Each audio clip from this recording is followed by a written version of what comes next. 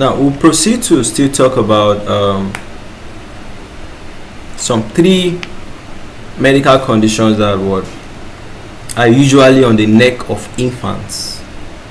So this is what the diaphragmatic hernia, the omphalocele, and the gastroschisis. Discuss the 3 of them together because they are very common in babies. Alright, so let me give you guys a gist before we even read all those notes.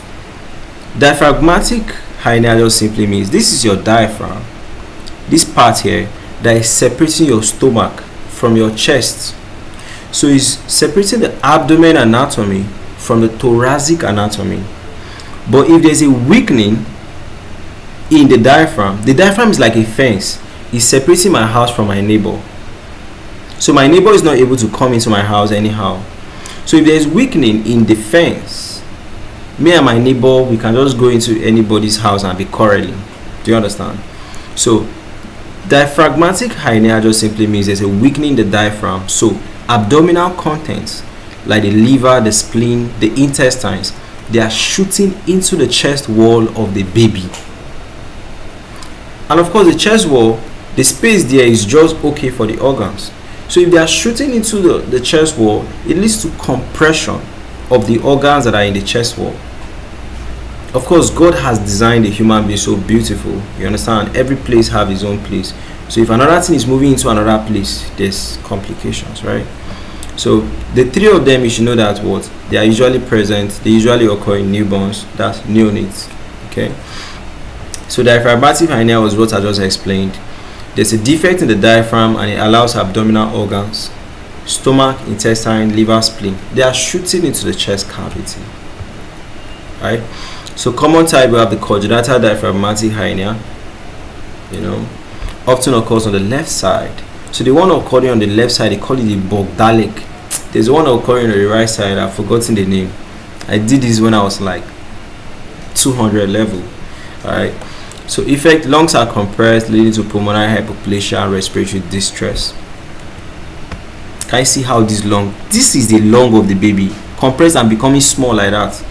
This is how big the lung should be. But because intestine, stomach, intestine, spleen, liver is going in, it's compressing and making it very small. So the baby is having respiratory difficulties. So there's severe breathing difficulties. There's a scaphoid or a sunken abdominal wall, to tell you that the contents of the abdomen have moved to another region.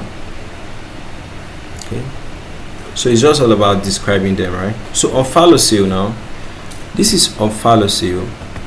The intestines of the baby are shooting out from the abdomen, but there's still something covering it. There's a small membrane covering it. While for gastroschisis, is the same intestines are shooting out, but it's just the intestine. There's nothing covering it, so there's a higher risk of infection. So the baby is born with an abdominal wall defect. The stomach is not nice, You get it? The stomach is not all nice, So that's what it is. So omphalocele is abdominal organs that are herniating, okay, through the umbilical ring, but they are covered by a thin sac, made up of peritoneum and amnion. So the contents herniating could be intestines, could be liver, okay. You understand? So basically that's what it is. Present at birth is a central abdominal wall defect at the umbilicus, but there's a protective sac around it. So gastroschisis now, intestines are coming out, there's nothing protecting them, and it's not through the umbilicus, it's just by the side of the stomach. That's one of the differences between omphalocele and gastroschisis. So abdominal walls, abdominal organs, they herniate through a defect in the abdominal wall, usually on the right of the umbilicus, not directly through the umbilicus, and there's no protective sac. Typically there is the intestines that usually come out only. Okay, that's it. Right, so there's exposed bowel loops at birth, prone to inflammation, infections, and the rest of it. So the management, that's how to treat it. They usually put the intestine into a silo. Don't worry about that. We'll talk about it when we start the surgery classes. All right.